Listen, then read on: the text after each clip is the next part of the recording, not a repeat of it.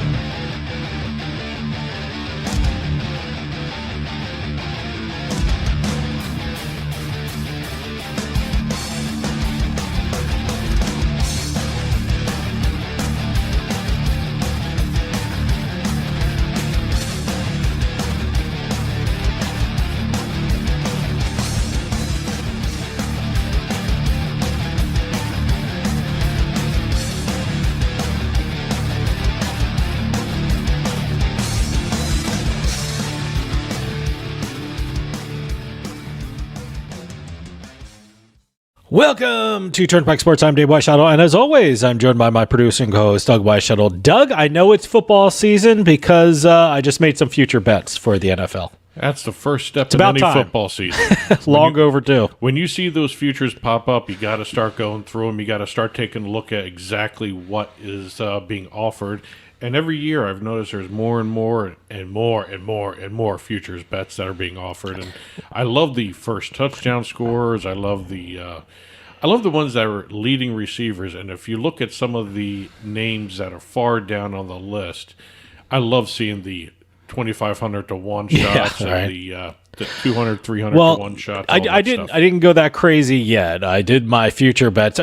For some reason, I did this last year. I fall in love with the Chargers. You know, I think they're going to do amazing things, and they break my heart during the year. But I did it again. I thought the Chargers are going to win the West. Herbert, I got for MVP. I forgot what the odds were I got for him, but they were pretty good. He was like a little far down on the list, so it was like 1,000 to 1 or something like that. I did that.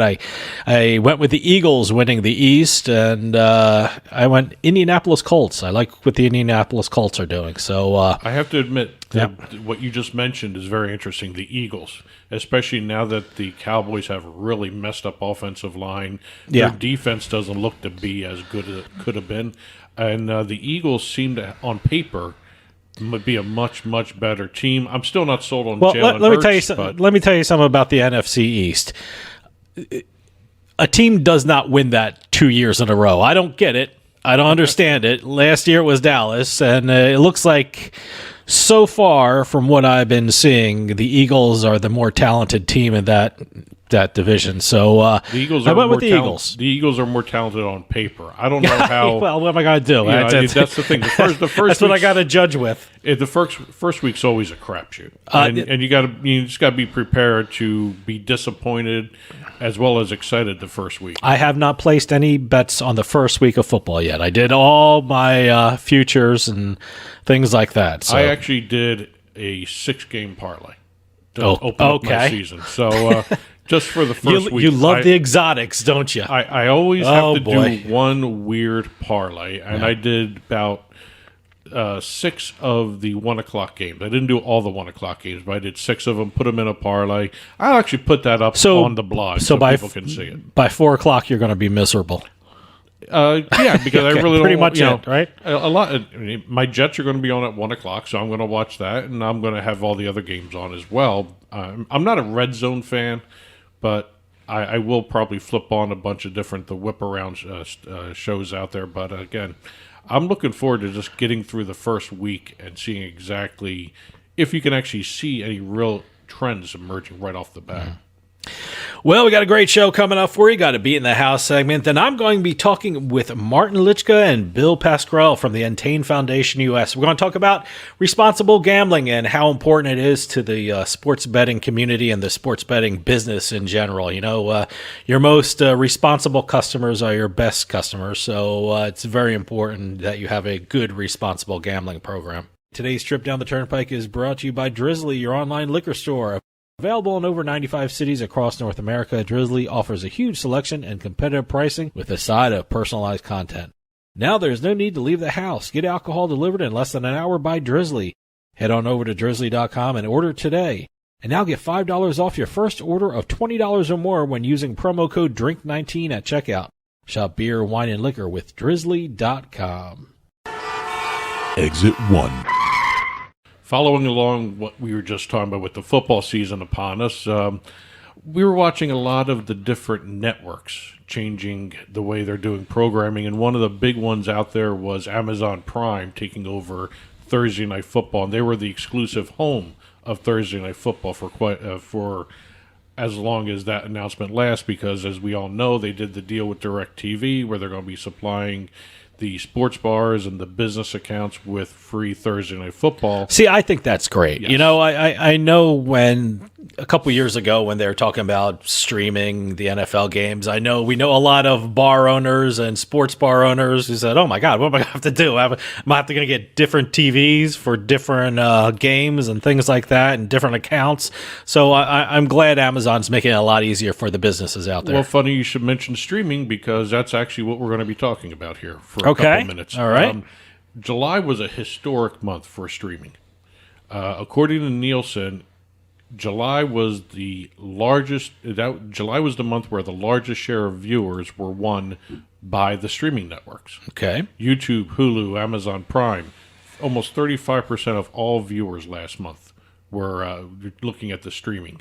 Cable was less than that, 34%. Everyone's streaming now. Everyone has, if you have ESPN, they have ESPN Plus. Yes. If you have HBO, they have HBO Plus. Or now, what is it? Bally's now? Now it's Bally's Plus. Sports and Bally Sports Plus, yeah. Yes. Now everyone has a Plus. Well, the one thing about the streaming networks, and it comes into play when you're doing the in-game betting, and the sports betting industry has done wonders in terms of data distribution and content creation for inside, like the sports books. You can get the actual in-play data the stats as they come along.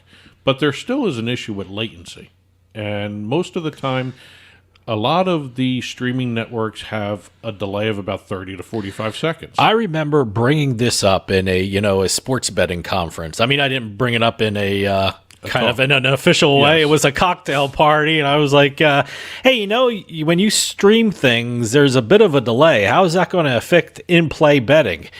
And everyone looked at each other, and I never even thought of that. But now we have to think of that. I remember that conference. It was ICE North America. Can you remember it? I remember it was a cocktail party, so Yes. it's kind of fuzzy. Again, that was what, 4 years ago, 5 years ago? Something like that, yeah. And they're still talking about the latency issue, and you've got a lot of companies coming out now that are going to be dependent upon in-game betting. You got Better, Sure. BETR just launched, Joe Levy and Jake Paul.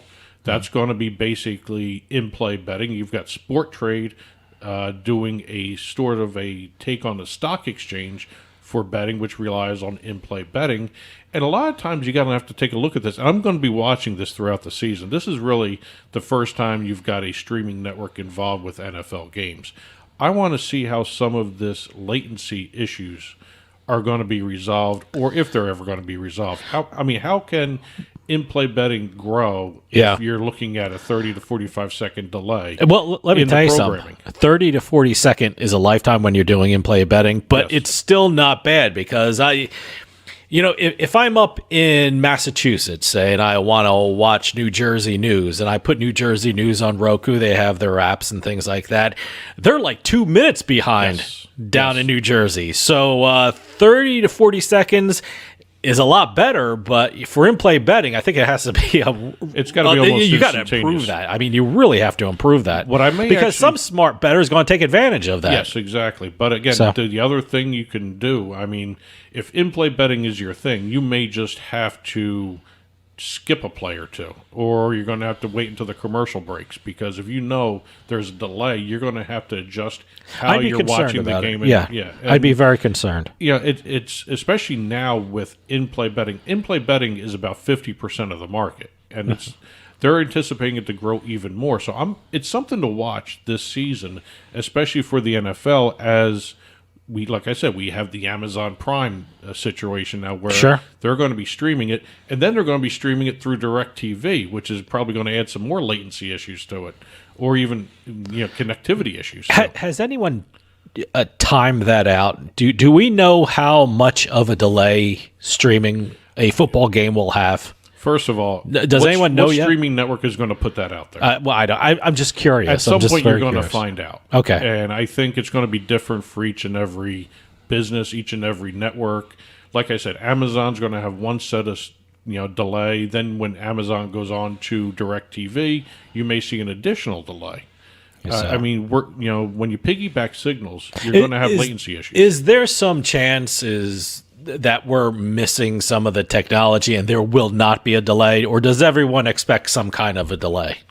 Or are the sports books that are going to be focusing on in-play betting going to have a way to display the content without worrying about watching it on TV? I'm very curious to see, number one, if there's going to be a delay, number two, how long of a delay, and see how we adjust our betting habits to.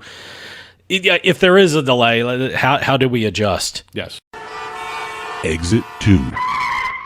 We're going to be talking DEF CON now.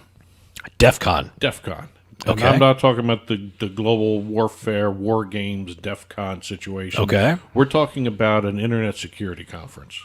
And the reason I'm bringing this up, and it's in the realm of esports now, this cybersecurity. And this DEF CON security conference, which was held in Las Vegas, by the way. Okay. It was held in 4 different casinos. You can find every different kind of conference in Las Vegas. Yes. It's great. Yes, and the one thing I noticed, I had to laugh when I was reading this. I came across this article about it. It's really a hackers conference. It started out as a hackers conference back in the late 90s. And I remember there was this movie, Shattered Glass, about the guy writing about a hacker conference. Okay. And that's what. But wasn't that like a fake conference that he just made it up and he passed it off as real? Exactly. But here it's a real conference. So it's a real conference. I was going to say, did you just read an article on a hackers conference? Are you sure this is real? This is real. All right. This is real. Okay. This started in the 1990s. All right. This one that just happened, the DEF CON security conference this past year, happened. It was in 4 different casinos, and it drew a crowd of more than 30,000 people. Okay. Across all 4 of these casinos. And what made me think of esports with this is because they turned it into esports. The main competition was they set it up as a competition between hacker teams. Oh, okay. That's interesting. And what they did, it was sort of like a capture the flag type game where these different teams had to go in and hack into a program and get around some of the security protocols that the conference set up inside this program. It was a fake situation where the conference itself developed a program that they had to hack into.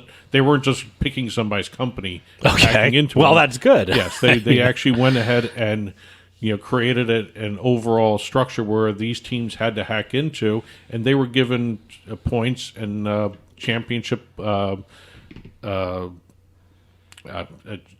titles based upon how well they got around these security protocols. Okay. And they called this the Olympics of hacking. All right. As a matter of fact. Was there prizes given out to these people? There was no money. It was all basically, fame and prestige in the hacker community. All right. Plus also somebody's got to really lucrative cybersecurity job coming down the road here after winning this. The winning team was the Maple Mallard Magistrates. All right. And members of the team were made up from alumni of Carnegie Mellon and University of British Columbia. Okay. They won the contest. What they did was, I found this very interesting because they set it up just like an esports tournament. The teams had to sit at their consoles and work and crunch numbers and crunch the programs, and they were sitting for about 8 hours a day to try to hack into these situations. And they didn't leave for bathroom breaks. Okay. They had lunch delivered to them. So it was kind of interesting. And they showed it on YouTube with a commentary, a running play-by-play commentary, just like an esports tournament. Okay. So I'm sitting here going, wow, this is... See, I'd be paranoid to get involved in this. I mean, if I was really good at hacking and something happened in the government, wouldn't my name be on some kind of a list as some expert hacker that they have to look into? It would be anything. See, that's my paranoid mind working. Well, you're thinking of something like The Core, where they brought in the hacker to hack the planet. Okay. That dumb movie. But, boy, you're just full of movie references today. I wow. know. Obscure movie references. I sit and vegetate wow. sometimes Oh, my in front goodness. of the TV screen. Okay. They're always playing in the background. But again, this was, kind of interesting in terms how they turned this into an esport by actually having play-by-play commentary. Oh, they actually had commentary. They had commentary on YouTube. They set up. It was just like what the Excel esport group did, where they actually had a play-by-play commentator on guys working on spreadsheets. There was this. They had people working on hacking into a security protocol program. Okay. So it was a little different type of esport, but still, I still think it falls under esports, which is why I wanted to talk about it here. Okay. Drizzly makes it easy to shop a huge selection of beer, wine, and liquor from wherever I am. I just open the app, find what I want, and it's at my door in under 60 minutes. Drizzly. Ding dong, Drizzly. Exit 3. NFTs are everywhere. We all know that. And we now have a brand new poker entity involved in NFTs. Now, we've already talked about how, WSOP, World Series of Poker, had some NFTs. World Poker Tour has an entire NFC section. We now have Party Poker. Okay. Oh, wait. I think I read this. Is this the monkey? A gorilla or something? Is this a monkey, You're right? insulting these NFTs already. No, I'm not insulting. Is it a picture of a monkey? These are the Party Apes. Party Apes. Okay, I'm sorry. Apes. They're it was an ape, not a monkey. I'm sorry. They're a takeoff on the Bored Ape NFTs. All right. The Party Apes are... Party Apes. Party okay. Apes. Well, it's Party Poker, so... I got it. The Party Apes. The Party Apes are set up where they are a drawing of an ape as a playing card.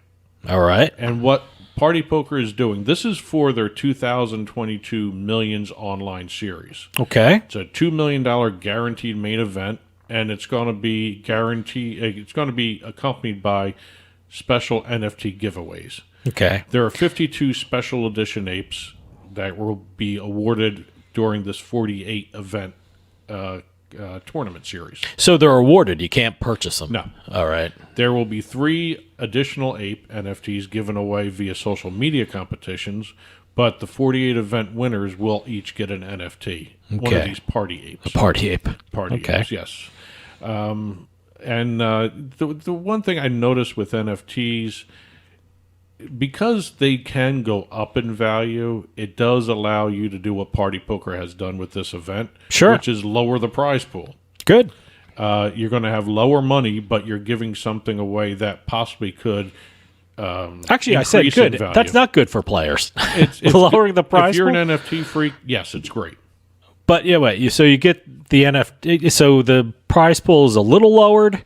Little lower. But you get the NFTs, which could go up in value? Exactly. Okay. And also, all 48 winners that get the NFTs will also be thrown into the main event tournament where they can play each other to win another NFT. So you can actually, it turns out you could be winning more You could be in the winning long more run in the- if you're in a the long run. talented So one of these player. guys, So- of these guys is going to be walking away with 2 NFTs. Look at it that Okay. way. I don't know if this is a great idea. I mean, for Party Poker, yes, it's a great idea. Lower prize money, and also the fact that they're giving away these Party Apes. it increases the popularity of that NFT series, and maybe it's another revenue stream down the road outside these tournament series. I think you're going to see more and more online sites be doing this, NFTs.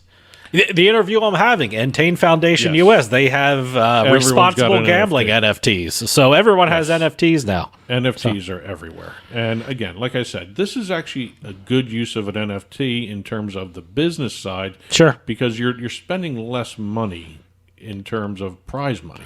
But in the long run, it could be the player could be making more money with regard to the value of the NFT. So who knows? I mean, I think this will be interesting to watch, see how this comes out in the wash. How if the players like it and the players get more value out of it, that's great. The players love it because it's also a trophy. Sure. It's an automatic trophy where and it has a picture of an ape on it. Everyone loves a picture of an ape. And also, if the crypto market jumps up again, these things are skyrocket in value. Sure. And that's the thing. When I was reading about this, I read this in a couple different articles. I didn't see anything about whether or not once you get the NFT, you're locked into owning that NFT. It doesn't say anything about buy, selling, or trading it. Okay. And that's always the hook with an NFT is you can actually trade it or resell it or claim whatever's attached to it. So I'm very curious to see exactly where some of these NFT prizes can go. I know there was a international Olympic swim meet that instead of prize money, they were given NFTs that were based upon images of them making records during the Olympic trials. That's interesting. So there's so many different ways you can do this. But like in the long run, that could actually be worth more for than prize money. Yes. I don't know about PartyApes. PartyApes? Okay. Yeah, I'm curious. I'd like to get one. I've seen pictures of these. They're very cool looking. It's just if it's because they don't want to give out prize money, that's fine. But again, you're really... But they are giving out prize money. They're giving out prize money. And it could be worth more with the NFT. They're not giving out a lot of prize money. Well... We'll see. But again, it's one of those things where this is a nice new way of doing prizes for online poker tournaments, too. Exit 4. Final exit today, we're going to be talking USFL. I know the USFL is over with, and they're in between seasons right now. But I gotta tell you, I was interested in seeing it before the season started, but the thrill kind of wore off. I didn't midway through the first game. I think I didn't mind the league. Yeah. I think the fact that I put one bet on it. I think the fact for me, it was every game was played in the same stadium. I didn't like that. That kind of wore on me a little bit, and I don't know why they didn't get a lot of people. Maybe it was because of the location, Mobile, Alabama. I don't know. But, they had the entire season. They had a successful season because they made it through. They're the first. What have you heard about that? Next year, are they going to go to the different stadiums where the team is located or what? They are, first of all, they are the first of the recent spring leagues to make it through a season. Yeah. Okay. All the other ones have failed. Mm-hmm. They are planning a second season. Great. And partly because of what we're going to be talking about real quick here today, which is when the new USFL was announced by Fox Sports, which owns it. Yeah. They were going to be using the name and branding of the teams that were part of the original USFL. Sure. They got sued right off the bat. Okay. As soon as they made that announcement, they got sued. So, as always in this country, because of the names and they were using the original names of the original teams. Yeah, the company called the Real USFL LLC. All right, which is basically the holding company of all the marks. Sued Fox over use of the USFL brand and also the team names. And it was hanging over everyone's head throughout the entire season, as a matter of fact. Okay. The trademarks were. It was argued that Fox argued that they were legitimately using these trademarks because the original USFL owners abandoned any rights to the marks when the league folded. Okay. The USFL owners, which of this group, this Real USFL LLC, we're arguing the opposite side, that these marks were still valid, everything was still there, because you do see the apparel being used. Well, look, I mean, all you have to do is go Yes. to the trademark office and see if they're active and alive, because if they're abandoned or defunct in any way, that it would say it Yes. on the filing. Well, right? in the original portion of the lawsuit before the season began, the judge hearing both sides said that the USFL would actually prevail. Which at is the trial. UFSF, the one The actually real playing USFL. now. No, the real Oh, USFL. okay. They would prevail at trial. Oh, okay. So what the real USFL owners tried to do right off the bat is file an injunction to stop the league. Okay. I guess that didn't work because they played the season. That didn't work. That maneuver didn't work. So, and Fox held the season. So what happened now is they who? both parties. Okay. Both parties have settled this lawsuit. Good. What the district judge had said at the beginning of the season was that even though you would win on the merits, the playing of the league throughout for the season wouldn't do any irreparable harm to the marks, and all you could be able to do was get monetary damages. So what happened? The season went through. Everyone was happy with it. Fox and the real USFL LLC got together. They worked out a settlement and permission to use the marks. So what they're doing is going to be doing a second season of the USFL. Good. I don't know if they're going to change anything, though. Okay. I don't know. Let me tell you something. Talking about the marks, I mean, I still have a sweatshirt and a T-shirt that says New Jersey Generals, and this is from years and years and years ago. So those shirts and stuff were still out there even before the new USFL started last year. So it's kind of a tricky situation going on. Which is why the trademarks are still viable. Sure. And but again, you mentioned the Jersey Generals. I have stuff for the Generals too, but I've also got stuff for apparel for the New Jersey Hitmen. Of the XFL. Oh, the XFL, yeah. And remember, the XFL is also launching it was soon. the New York, New Jersey Hitmen. Yeah, they were the first ones to do the split. It was like, okay, we have to share a team with New York. But the reason I'm bringing the XFL is because they're launching too. Okay. So I don't know if they're going to have the Hitmen or any of the original team names, but it'll be interesting to see if they do the same thing Fox did and take some of the older names and bring them forward into the present day league. I got to be honest with you. For the XFL, I wouldn't remember any of the original only names. thing I wasn't really into the XFL when it first started. I remember He Hate Me. That's the only thing you remember. And I can't remember which team he was playing for. It might be Philadelphia or something like that. I don't even know. I just remember the Hitman, He Hate Me, and the fact that you had the ball placed at midfield and two guys ran up to try and get it. It was a scrum. Yeah, that was no kickoffs. That was kind of fun. Yes. So outside of that, the league was crap. But I'm glad the USFL and Fox Sports have settled the lawsuit.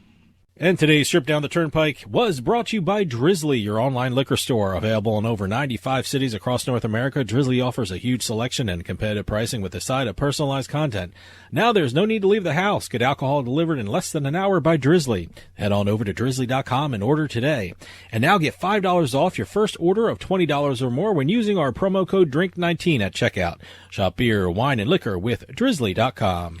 And as always, you can get in touch with Turnpike Sports by calling or texting us at 609-512-5910. That's 609-512-5910. At Turnpike Sports is the show's handle on Facebook and Twitter. At Turnpike Sports Radio is our handle on Instagram. And as always, our email address is info@turnpikesportsradio.com. And don't forget, you can listen to the show via Spotify, Amazon Music, iTunes, radio.com mobile app, as well as Stitcher and YouTube. You can also watch us on your smart TV, Roku, Amazon Fire, Apple TV. Head on over to turnpikesports.net. You'll be able to watch our video channel there. Well, we got a great show coming up for you. We got Beatin the House segment, but right after this, I'm talking with Martin Lycka and Bill Pascrell from the Entain Foundation US. We're going to be talking about responsible gambling. I mean, the Entain Foundation is doing amazing work in this area of the gaming industry, and we're going to talk with Martin and Bill, and they're going to give us a whole rundown of the great things Entain Foundation US is doing in the field of responsible gambling. So stick around. We'll be right back with more Turnpike Sports.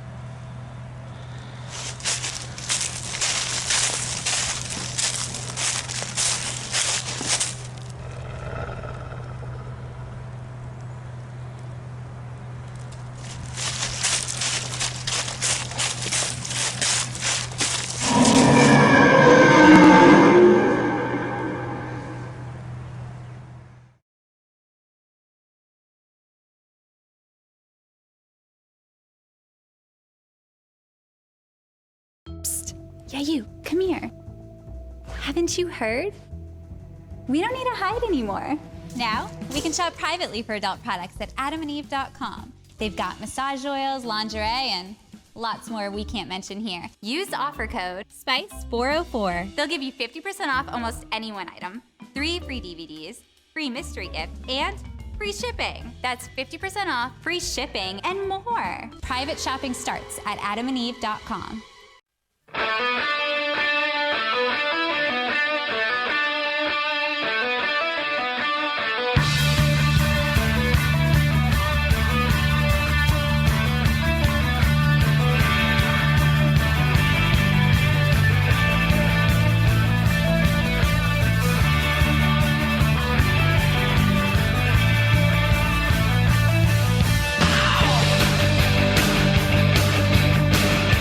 Welcome back to Turnpike Sports. Dave Weischadle with you here. I'm of the belief that what makes the sports betting industry successful for operators is a strong, responsible gambling program. There's no better customer than a knowledgeable and responsible customer, in my opinion. And there's an organization out there that is doing amazing things for responsible gambling, and that is the Entain Foundation US.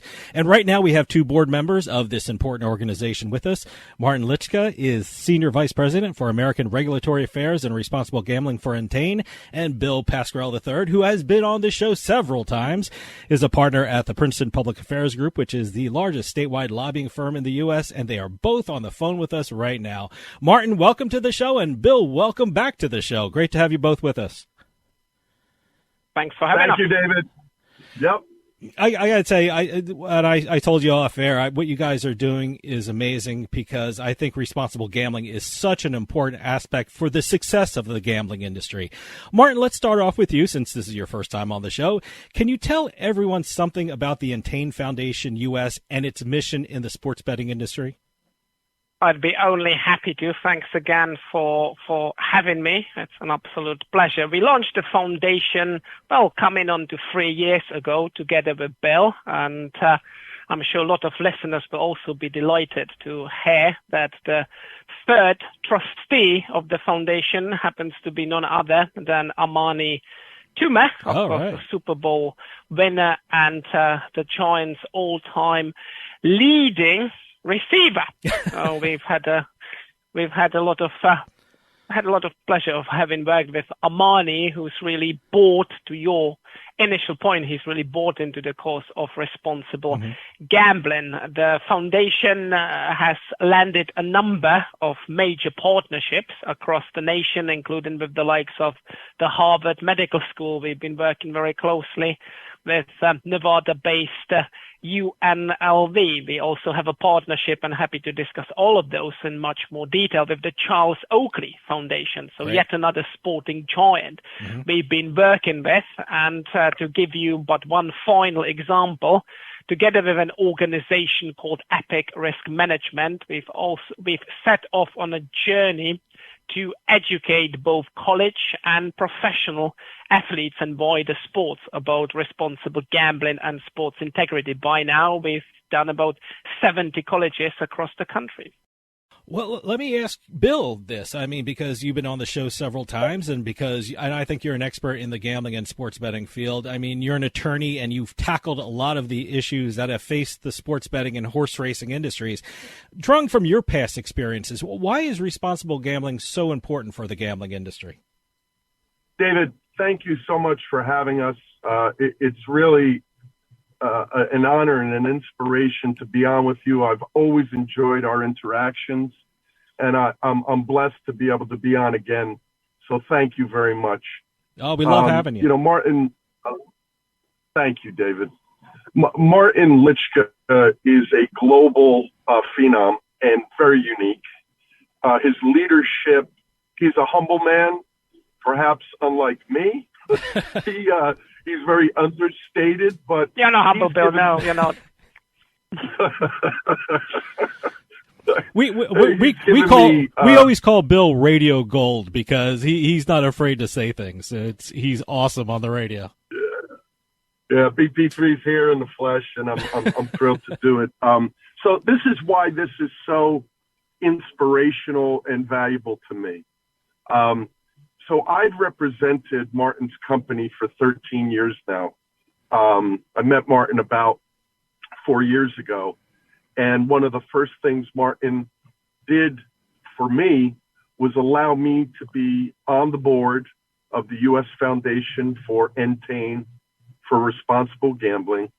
They are a unique company, the largest online gaming public company in the globe based out of the UK with licenses in over 30 jurisdictions, including multiple US states through the BetMGM partnership. Here's the important thing. It's very rare to find, up until now, a global gaming company that understands the importance of RG. Why is it important for your listeners?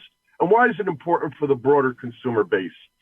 It's most important, even though it's the right thing to do, David, right? We were born and raised with proper families who taught us ethics and honor and doing the right thing, but it's also the commercially responsible thing to do. And why is that?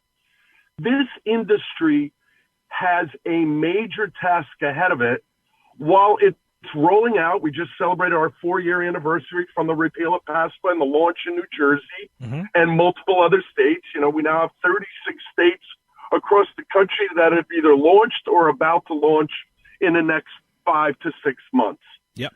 RG, when you look at Australia and the UK, okay, was not taken seriously by the operators. And so what happened? Addiction spiked, and the regulators came down hard. And what's happened in the UK is just god awful, because you've had in addition to a spike in problem gambling, you've had a massive spike in suicides related to that. And so we get that. We understand it. We cannot treat the problem gambler as the brick and mortar casino industry historically has treated. And you know this, David, full well. The last 4 or 5 decades in Vegas and New Jersey and then all the other retail casino operation states have treated the addicted gambler as their VIP customer. Oh, yeah, you got a problem. Don't worry. We'll give you another marker. We'll give you more free bets. We'll keep you going at it. Online gaming cannot afford to do that in sports betting, casino, poker, whatever, horse racing, etc. And the reason for that is we are one newspaper headline away from regulators coming down hard on the industry in terms of free bets, bonus bets, advertising, spin rates, etc. That's why it's important to create a sustainable sports betting industry that we can all enjoy and that these companies can profit from in the proper way. Well, Martin, let me build on what Bill just said. I mean, what you're doing with Entain is, I think it's groundbreaking and has never been done before. As the sports betting industry grows, how is the centerpieces and the components of responsible gaming programs have grown? Because let me tell you something. I grew up in a town called Hamilton Township, New Jersey. Bill probably knows it. It's right outside of Trenton.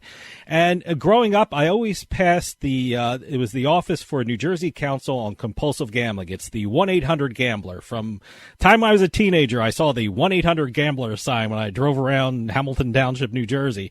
And for me, that was the only responsible gambling program that I knew of for a couple decades. And they're still out there and they're still doing great work. But how has responsible gaming programs grown from that? That's massively changed. First of all, thank you very much for your very kind words, David. And Bill's turning me into some kind of a unicorn, if not Tom Brady of the responsible gambling world. There you go. But at the same time, and we've done this double act before. You know, shame on Bill for never have taken me to Hamilton Township. Bill, you will have to redeem yourself and fix that. But on a much more serious note, and to your question, David, the helpline, the 1-800-GAMBLER, still has a lot of relevance and importance. Absolutely. But clearly, going back to Bill's point about the distinction between land-based retail casinos, if you will, and online gambling, especially online sports betting, there are many more tools out there that help ultimately individualize both the level and the scope of the customer care that we provide our players with. So what Entain has been striving to achieve on the global level is to categorize our customers and then within those categories determine what are the most efficient tools that would allow us and the customers to meet the two key objectives here. And the two key objectives are, first of all, we need to do everything in our power to make sure that while gambling with us, the customers enjoy themselves. That it's a sufficiently attractive proposition. And now a lot of sports wagering markets, the latest set of online casino and poker games, but at the same time, and that's the other objective of the other tenet, if you will, is to ensure that customers, while enjoying themselves, do it in a reasonable and sustainable fashion. And Bill has always hit the nail on the head.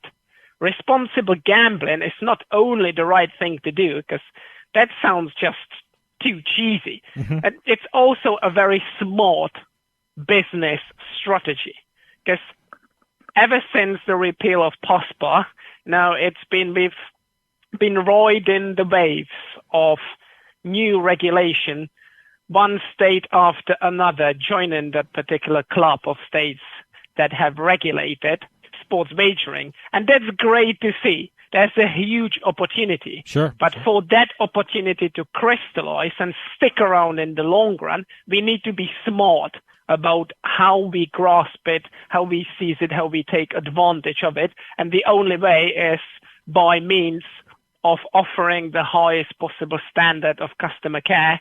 And especially, that will be my final point, especially with an eye on the younger generations. Of course, everybody 21 plus, that's the foundation. Only people of age are allowed to gamble on our sites and the wider industry sites. But these folks especially take care much more, or care about on an even bigger scale. They care about doing business with ethical companies. So that's where the two key elements meet. The commercial objective, catering to your customers, and make sure that the customers don't burn out, that they keep coming back. So that's why being responsible about the gambling offer is very smart and a no-brainer in my view. Well, let me ask you about the different states. I mean, one of the challenging things about working in the sports betting industry in the United States is that each state has different rules and regulations when it comes to sports betting and are at different stages of the industry. I have an office in New Jersey, but I also have an office right outside of Boston, Massachusetts, which just made sports betting legal last week or 2 weeks ago. Does Entain Foundation have different approaches for different states when it comes to responsible gambling, depending on where those states are in their respective industries? I mean, would you approach Massachusetts differently than New Jersey when it comes to responsible gambling programs? Well, if I may give you a rather loyally answer, because I'm a qualified solicitor back home in the UK, yes and no.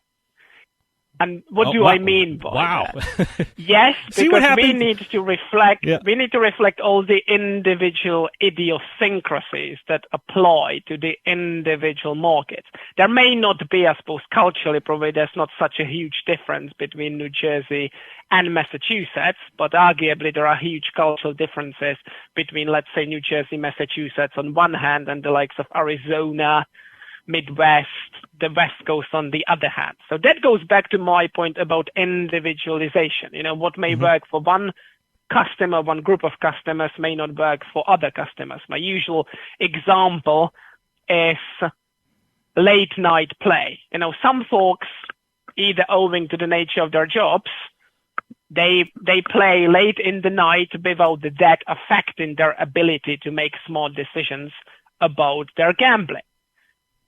To the cultural point, especially the Latino group, of course, they're known for late dinners, and then they may want to go and have a couple of flutters, a couple of wagers.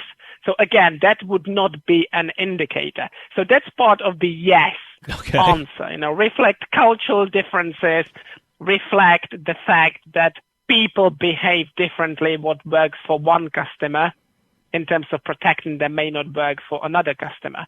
The no, finally coming on to the no means that regardless of everything I have just said, and I'm not trying to contradict myself, what's critically important is to have very, very strong foundations in terms of protection tools and policy protocols that apply across the piece and do create that responsible gambling culture that we have talked about.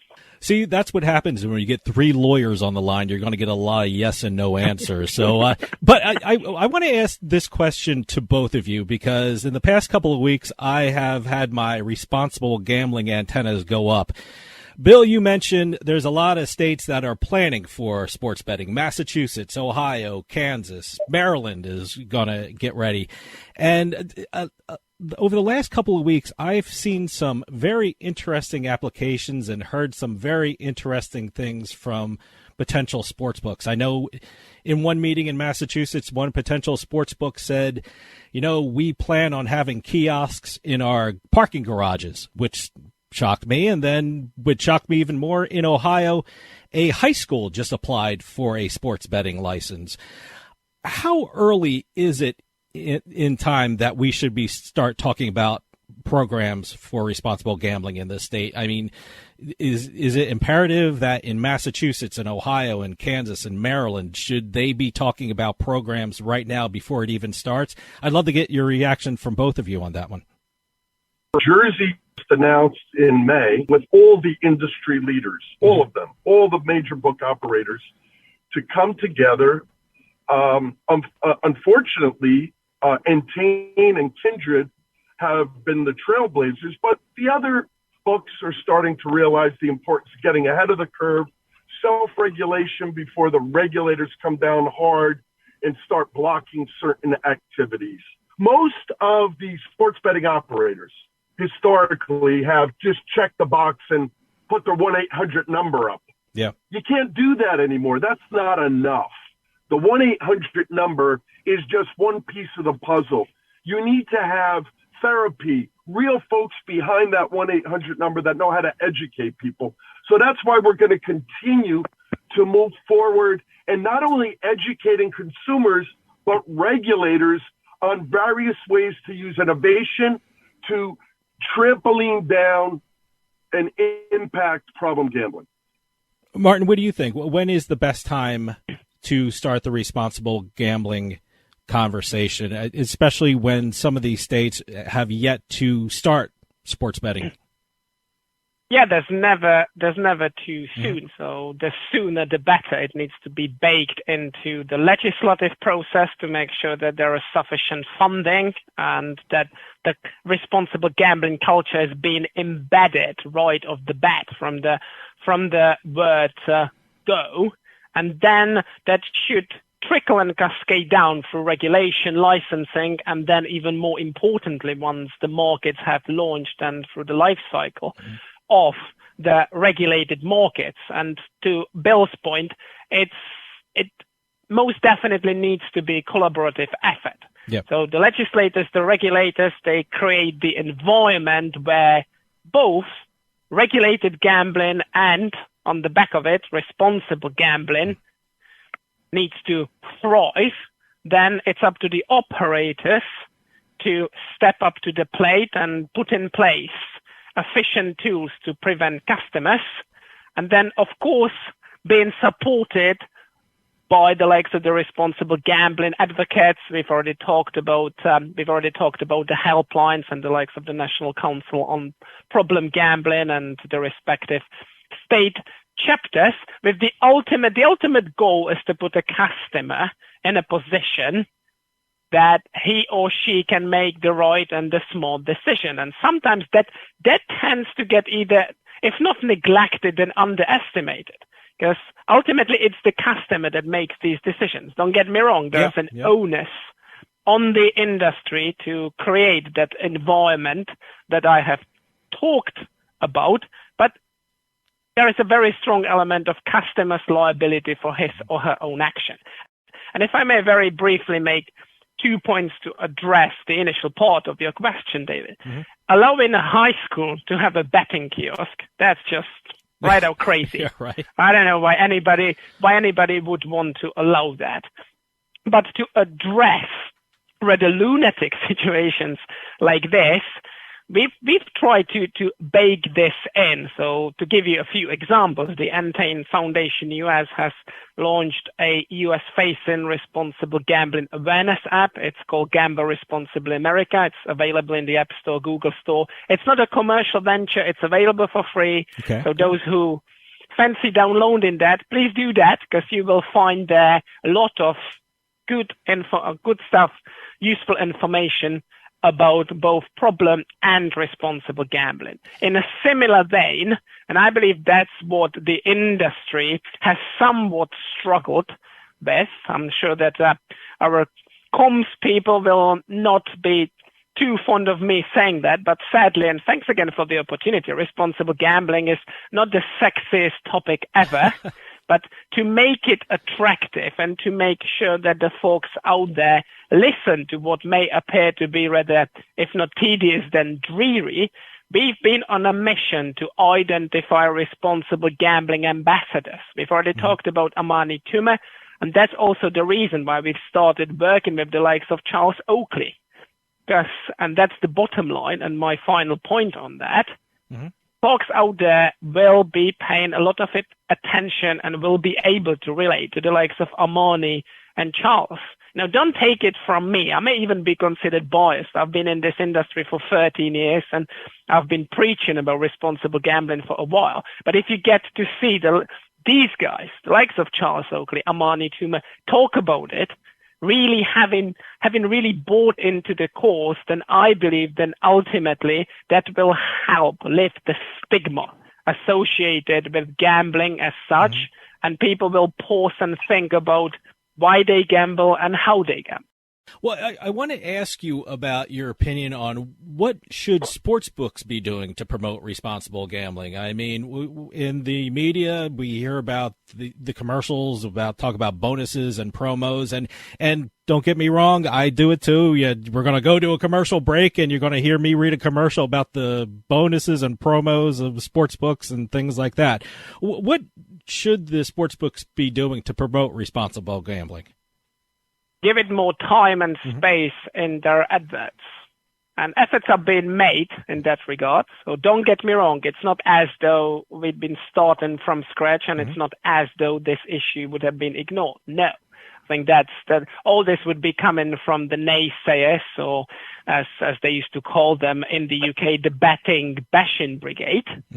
So a lot is already being done, but at the same time, a lot more can be done. So specifically when it comes to advertising, you would typically get to see at the end of every spot perhaps a 2-second segment about responsible gambling, or there are a couple of responsible gambling or some responsible gambling wording in font 6 that nobody can see.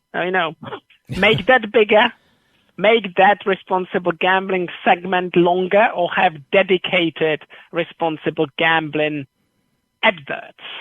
And to be fair, the likes of Caesars, to some extent, Flutter, so actually our competitors, they have done bits and pieces in this space. Caesars had the Manning brothers. They asked them to talk about responsible gambling. Flutter have launched dedicated US-facing responsible gambling adverts.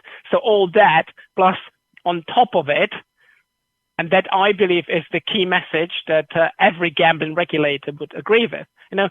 Don't be disingenuous about your advertising. If you're offering 500 risk-free bet, then first of all, there's no such thing as a risk-free bet. No. That's inherent to any bet. And explain to the folks what you mean, and then everybody understands where they stand. Going back to my previous point, put customers in a position to make a smart decision. If they decide to chase those 500 risk-free bets, then fine, as long as they have all the information they need. So I believe this is what can be done. Bill, I want to ask you about what you mentioned before. You mentioned the court case from New Jersey went to the Supreme Court that overturned PASPA. And, during that case, I know you followed it closely like I did. I remember the professional league said the worst thing you could do in life is bet on sports, and they really seem to have modified their stance, to say it mildly. I mean, they seem to really come to terms with sports betting all the way to the point where some teams have sports books in their stadiums. And they've been really upfront with promoting responsible gambling. And in fact, Entain Foundation has a partnership with the NFLPA to promote responsible gambling. What is Entain Foundation doing with the NFLPA to promote responsible gambling? David, the NFL, which, as you know, and you've heard me say on your show, I lost a lot of respect for during the PASPA litigation because I thought it was obnoxiously hypocritical for them to say that somehow legalizing sports betting throughout the country would somehow impact integrity when people have been placing bets in Nevada for decades. That being said, I think the NFL realizes, as I think a lot of the leagues do, and have embraced Entain strategy using Epic Risk Management and a few other partners to not only educate consumers, but to educate the athletes, the coaches, and the staff and personnel, because we've seen instances where players, particularly in the early years, have been wagering on their own sport. And, you know, I don't think in a corruptive way, but just because they enjoyed it. So that is important for the sustainability of the industry and to continue to be able to have a game that has integrity. So going into locker rooms, which we've been doing both at the collegiate and, on the pro level, like the NFLPA in collaboration with, it's critical because it seems like common sense to many people that you have to be careful about how you gamble. But, it's more than just losing money. It's impacting everyone around you and your family and your children and your partner and your parents. That's what we've been working on. Well, Bill, I want to ask you about what Entain Foundation is doing with educational institutions like Seton Hall in New Jersey. I saw your picture on the website, so I want to ask you about Seton Hall and also UNLV International Gaming Institute. What is Entain Foundation doing with those universities, and why are those partnerships so important for the responsible gambling cause? So Seton Hall Law School is my alma mater, and Martin had tasked me with finding a university to launch a gaming institute. And so we launched in October of 2019 with Martin, Dean Buzang, Seton Hall Law School, and Amani Toomer, the Seton Hall Gaming Compliance and Integrity Gaming Institute. We've had 3 boot camps now, all of which were successful. We're going to have another one in May of next year. And so what we're doing is we're trying to educate folks, not only in the legal world, but in terms of folks that deal with compliance and marketing and payments, et cetera, for how to get into the industry. Most of the talent at the mid-tier and higher-tier levels in the sports books have come from abroad because there isn't a lot of experience and knowledge. So we're using that institute to educate people. Similarly, at UNLV, Martin has had a great partnership with UNLV and Bo Bernard to address problem gambling in an academic way, to have a research-based approach to addressing responsible gambling. And, so it's not just a knee-jerk, it's foundation and research-based. Well, Martin, let me ask you. You mentioned Harvard Medical School that Entain has a partnership, but you also have a partnership with the National Council on Problem Gambling. Can you tell us about those partnerships and what Entain is doing with them? Absolutely. So back in 2018, we launched a 5-year research partnership with the Division on Addiction of the Harvard Medical School, arguably the leading researchers into causes of gambling addiction and problem gambling, and the wider Entain organization, including the foundation, has been sharing customer-related data with Harvard, of course, all anonymized, aggregated, and for research purposes. And they have been feeding that research back, and we've been reflecting it into a revamp of our technology platform that services our customers, including from the consumer protection perspective. Regarding the National Council on Problem Gambling, for those listeners who may not know, the National Council on Problem Gambling is the leading advocacy organization in this space across the nation. So we work with them really closely with a view to molding the responsible gambling culture in the United States that we have talked about. To give you but one example of a project, we launched a project that specifically focuses on the military veterans. We launched a website. It's called Operation RG, of course, RG for Responsible Gambling, that focuses on this particular demographic with a view to, once again, providing them with information about responsible gambling practices. Now, I have a question about Entain, and any, Martin or Bill, anyone can answer, and it's something I know really little bit about, and that's NFTs. Now, Entain Foundation has NFTs centered around problem gambling. I'm pretty new to the NFT world. Can Martin or Bill, can you tell me something about NFTs? What can people expect when they get these NFTs from the Entain Foundation US?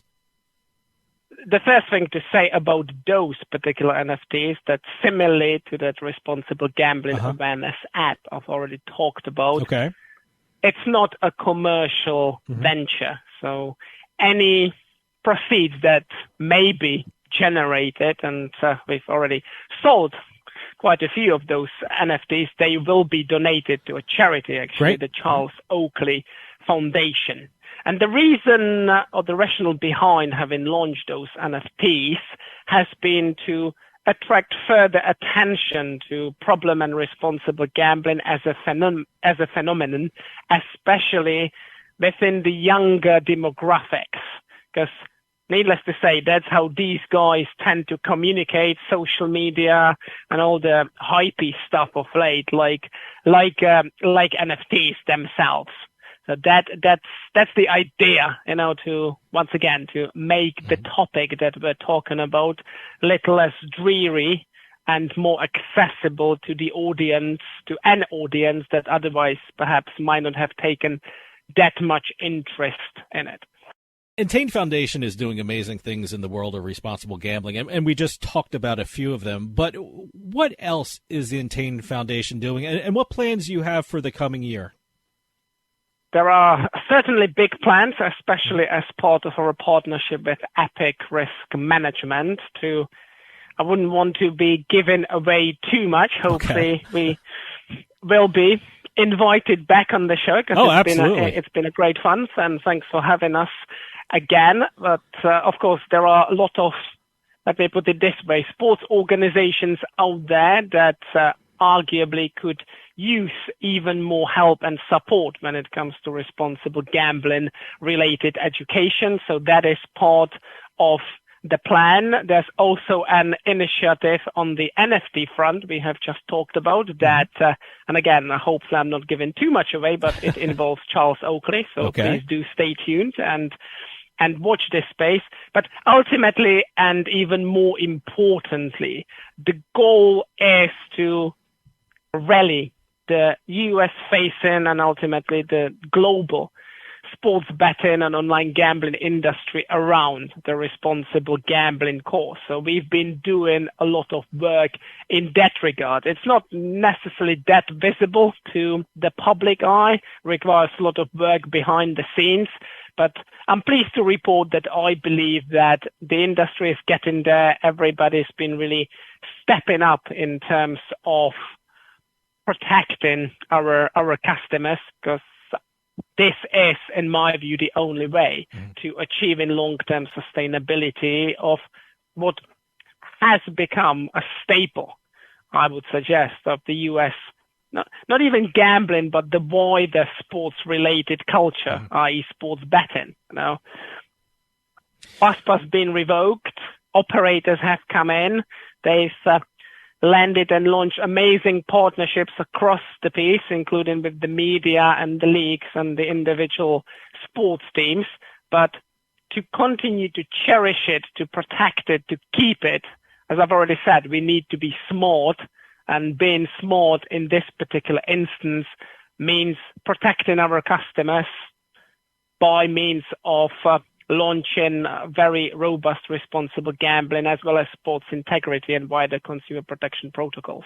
So that's what we've been working on, and that's what we fully intend to continue working on with this goal, with the goal I just alluded to. Well, we're running out of time, but can you give out the website for the Entain Foundation US so people can go check it out, and also where people can go download your app?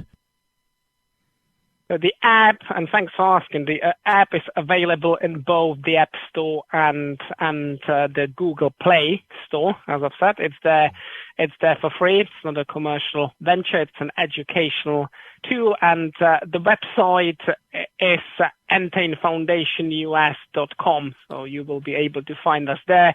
And as always, Bill and I tend to attend all big and even smaller industry conferences. So if anybody fancies talking to us about responsible gambling and other things, then we would be most happy to oblige.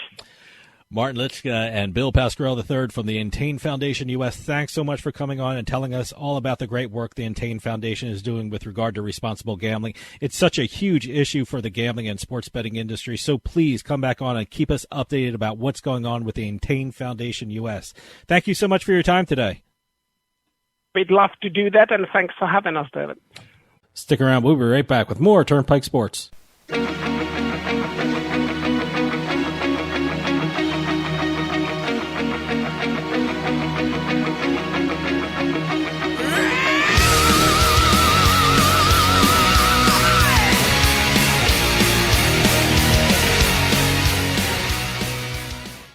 With Drizzly, I can shop a huge selection of beer, wine, and liquor. I just open the app, find what I want, and it's at my door in under 60 minutes. Drizzly also lets me shop from multiple stores in my area and compare prices on thousands of products. Ding dong, Drizzly. We'll get back to the show in a few moments, but I just wanted to take some time and tell everyone about Bean Genius, the smart specialty coffee subscription service. Bean Genius sells freshly roasted coffee from some of the best independent coffee roasters in the country. They feature over 2,000 specialty coffee blends, all at your fingertips at beangenius.com. Here's how it works. Head on over to beangenius.com and take their palate profiler test to find out what coffee best fits your taste. Then select from a variety of subscription plans. Every subscription comes with free shipping, and delivery can even be scheduled for once or twice each month. And based upon your review of each coffee blend you try, Bean Genius actually learns your individual taste preferences and then suggests future coffee blends for you. And now you can get 10% off your Bean Genius subscription when you use our promo code PIKE at checkout. Bean Genius offers a variety of subscription plans to suit any coffee lover's needs. Subscribe with Bean Genius today and start enjoying some of the best tasting coffee around. And save 10% off your coffee plan with promo code PIKE.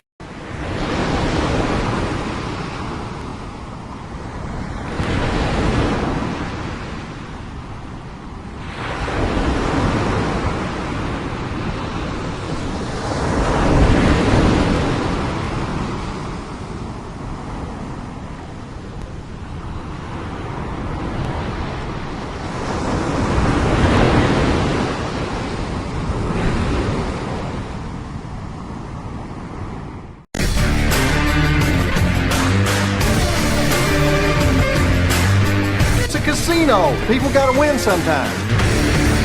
Now, if you'll excuse me, I have a giant, colorful check to deposit. Beatin The House is brought to you by BetMGM Casino. Play your favorite casino games at BetMGM Online Casino. Slots, table games, live dealer games, everything you love about Atlantic City and Vegas, all online at BetMGM. Don't wait. Join in the fun now. Go to BetMGM Casino, create an account using our promo code Turnpike, and become a verified player. New players get $25 free when signing up, plus a first deposit bonus up to $1,000. That's promo code Turnpike at BetMGM.com for a 100% deposit match up to $1,000 plus $25 free. Grab a lion's share of the fun at BetMGM.com. Must be 21 years or older to place a bet. Terms and conditions apply. Gambling problem? Call 1-800-GAMBLER. And welcome to this week's edition of Beatin The House. I'm Doug Weischadle here with Dave Weischadle. Here we're going to be crisscrossing the country talking about the various casino jackpots, whether they're slot machines, pie gal, bad beats, even some bingo, keno sometimes. We've got lottery jackpots to talk about. We're just going to be all over the place, even online casino jackpots. Especially this week, we've got a couple online casino jackpots to talk about. Keep the press releases coming in, info@turnpikesportsradio.com. And we will keep talking about the different jackpots around the country because we're going to be learning about new casinos. We've got new games to talk about at times. Everything's by the way, I tried to be out, very interesting in terms of what we're talking about. I tried out a couple new slot machines this week online. So I can't remember the names of them. One had a wolf on it, and I was thrilled because in one spin I won $18. Could it have been Wolf's Run? Wolf's Run? It could have been. Yes. Is that a thing? That's a thing. That's okay. Then it's probably Wolf's Run. It's actually one of the ones the online casinos push during Halloween. Well, you know which I was trying it on. What was it? Bet Rivers. They were having a special last week. You mean the former Play Sugar House? Play Sugar House. They were having specials last week because you hop online and I guess you get like $10 free slot play or $5 free slot play because they were switching over from Play Sugar House to Bet Rivers. So I took advantage of that. So. By the way, there's only one or two places that there is a Play Sugar House now: Pennsylvania and Connecticut. Connecticut, yeah, and Pennsylvania still has a Play Sugar House. So, but everything else is flipping over to Bet Rivers.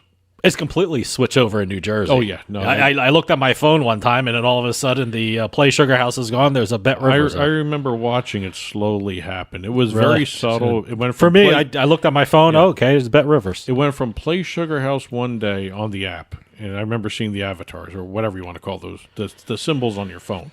It went from Play Sugar House to Bet Rivers Play Sugar House. Mm-hmm. Then to Bet Rivers, New Jersey. And very subtle but very smooth transition between the brands. I don't even think they even transitioned platforms. It was just basically they exchanged one skin for another. Yeah. But they did it very smooth, and congratulations to them on doing that. Yeah. Like I said, I'm very curious to see what they do with the other two Play Sugar Houses. But that's how I try new slot machines when I get these specials from the online casinos or that's things what like you should that. be doing. Yeah, I know. That's they're designed to get you to play the new games. Well, I got hooked. There you go. That's right. I got snookered into it. So I played a whole bunch of them. But I just remember that wolf one because that's the one I won the most money on. Well, we don't have any snooker since you mentioned snooker. Yep. We have no snooker jackpots. No, I did not win any big money. Won $18. Yeah, it's so that means I made the list of jackpots. Yes, you're on the list somewhere there. Yep. Yes. Let's start off in New Jersey. By the way, we now have our second $1 million jackpot of the year in New Jersey. BetMGM online. Okay, a New Jersey bettor just rubbing it in my face now. It was not Dave. Earned more than $2.1 million. Wow. Playing, let's see, it's the colossal jackpot from the exclusive BetMGM game Bison Fury. Bison Fury is designed for BetMGM. All right, I'll remember that. Yes. I was playing a wolf game. I should be playing a buffalo game. The jackpot was $2,171,016.59. Wow.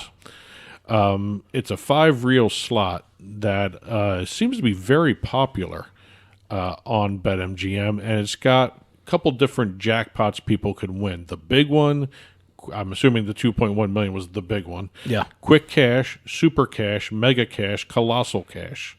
And it really, the different gameplay unlocks these different jackpots. And it's a progressive. Okay. So, congratulations. We now have our second $1 million slot jackpot in New Jersey. As a matter of fact, last year at this time, if I remember looking at my notes correctly from before, we had about 4 last year. Really? Okay. 6 overall from last year, but I think we had by this time 4. We're almost through that. We've got 4 more months in the year? Yeah. 5 more months? By the way, I'm writing this down since I'll be online anyway. I might as well try this Bison Fury thing. BetMGM. So, I got my pen in my hand, so I'm writing it down. So this year, actually, according to MGM, in the last 2 years, 4 large jackpots paid out by BetMGM. MGM Grand Millions had a $3.5 million jackpot in November of last year. Wow. Bison Fury, another one, $2.2 million in December of last year. And Bison Fury earlier this year, $2.8 million. Okay, not only am I writing down the word Bison Fury, I'm circling it. My goodness, does this pay out? It's a big machine. Bison so, Fury. Yep. I'm playing a stupid wolf game. Well, hey, you won money on the wolf game. Yeah, right. I'm going for the Bison. Moving over to Indiana now, Evansville, Indiana. Bally's Evansville reported that one anonymous player, and it was kind of funny how they reported this. They said one shy player. Shy? Yes, because he didn't want to share his name, didn't even stay for a picture. Won multiple jackpots on the Dynasty electronic table game that's made by IGT at the property, the Bally's Evansville, for multiple jackpots totaling $304,000. How's he win multiple jackpots? I mean, is it multiple jackpots on one spin? Did he win it on different lines, or did he keep winning? It was a table game, so... Oh, okay. All right. I have to take a look at this. It's one of those dealerless tables. Okay. So he probably... Oh, it's a table game. Okay. He probably won multiple hands.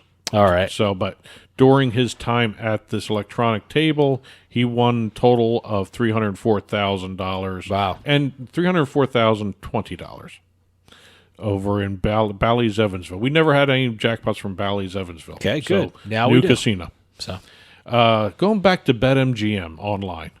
This time we're going to Michigan. So wait, was the first one in New Jersey? BetMGM New Jersey. Now this one's BetMGM Michigan, huh? Exactly. All right. We have two jackpots. Lincoln Park player was awarded $121,520 on DGC's Thunderstruck Wild Lightning. Wow. So there's another new game for you. If you can take a look at that. BetMGM, I think, has it in New Jersey as well. If you're playing there. And then a few days after that, another player from Grand Ledge, Michigan, won $217,000 on MGM Grand Million, which is an in-house built game for BetMGM. Yeah, I got to check that out. I wonder if BetMGM Michigan has the same games as BetMGM New Jersey. I mean, are there exclusive Michigan games or exclusive New Jersey games? I've actually seen that some of the games are the same, and some of the games that are the same have different pay structures. Okay. You know, there are certain minimum bets you can do in one state versus another. Okay, all right. But they do have some of the same games. I'm assuming since this is MGM Grand Million and it's an exclusive BetMGM game, you're going to see it on all BetMGM sites, no matter what state you're in. So I'll see it in New Jersey, exactly. Right? Okay. I think maybe the only place you may not see this, and I have to double check this, is Ontario. Okay. Because they have a whole bunch of different game suppliers up there. All right. Okay. So you may see it up there. If people know that it's up in Ontario, let us know. info@turnpikesportsradio.com and let us know exactly whether or not MGM Grand Million is up in Canada.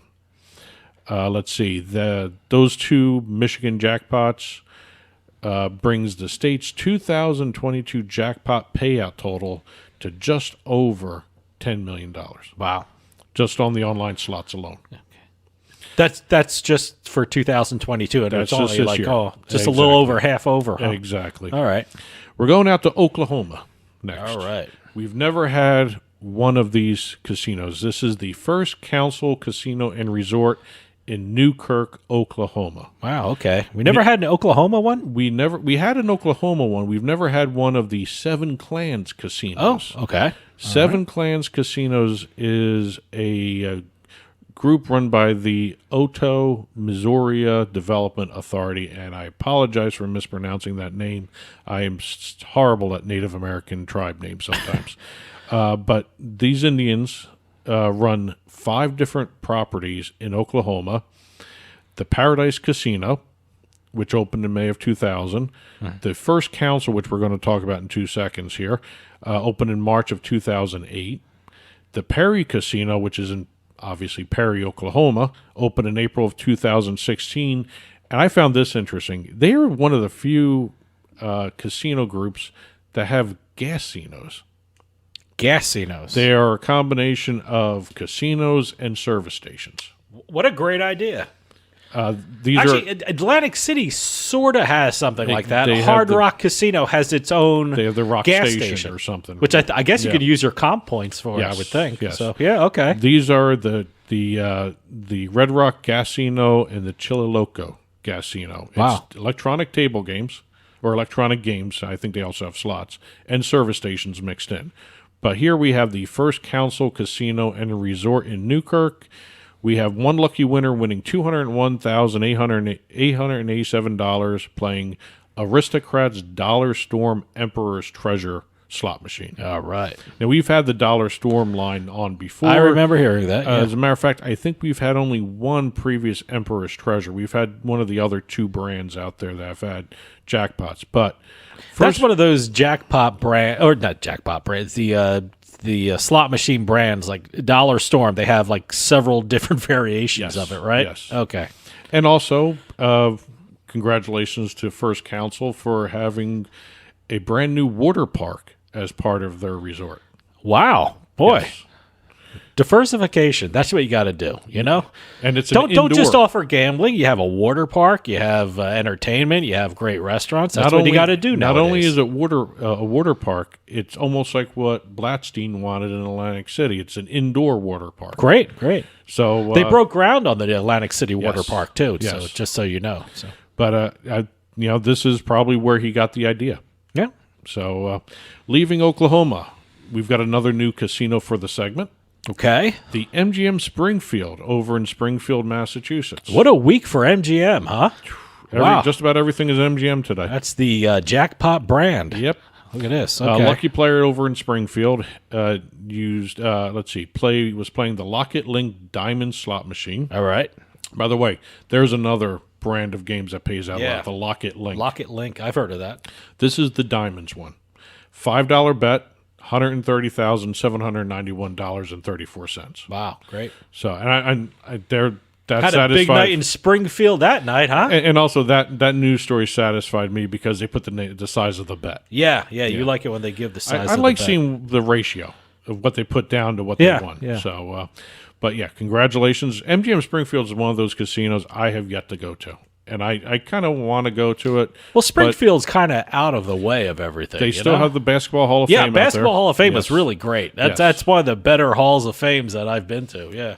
So we went to the Hall of Fame way before this casino came into existence. Yeah. So I'm very curious to see how downtown looks with the casino in it. Going back out to the West Coast, we have the Rio Las Vegas. Well, Las Vegas isn't really West Coast. There's no coast in Vegas. Western part of the United States. How's that?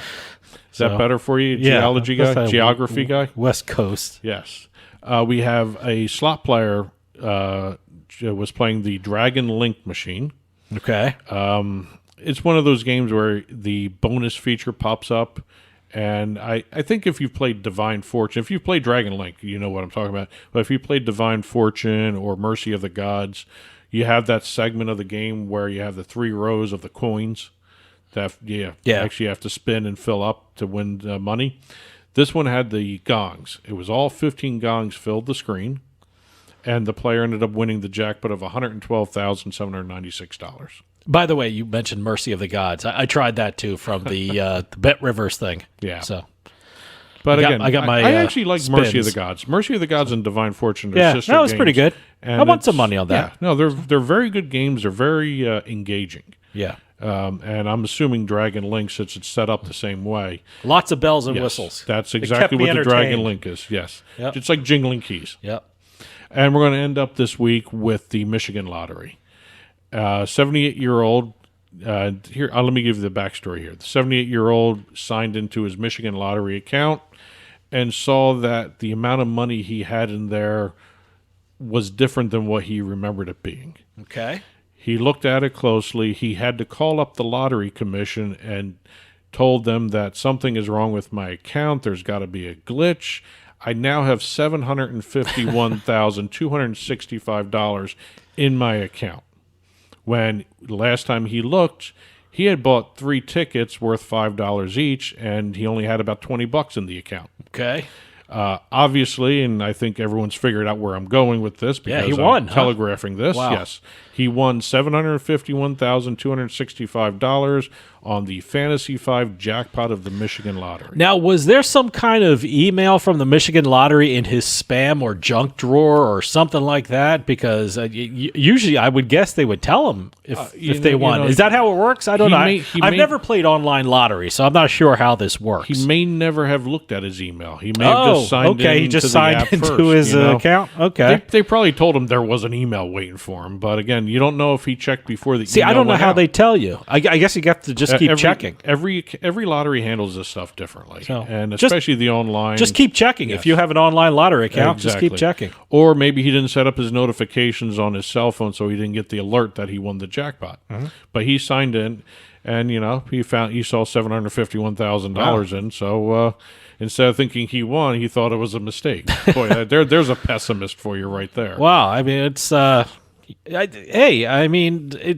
I'd be confused as well. I mean, what's going on? Something's wrong here. If I didn't know I won, so go ahead. Good for him though. Congratulations. Congratulations to the Michigan Lottery winner and all our winners this week. Again, keep the press releases coming in. info@turnpikesportsradio.com. We'll continue doing this segment because we like learning about not only the different games out there, but also the different casinos that are out there, especially if you got a casino. I'd love hearing about those things. Yeah, That's right. so unique out there. But again, info@turnpikesportsradio.com, and we look forward to seeing you guys next week. And that'll do it for us this week. We'll see you next time on the Turnpike.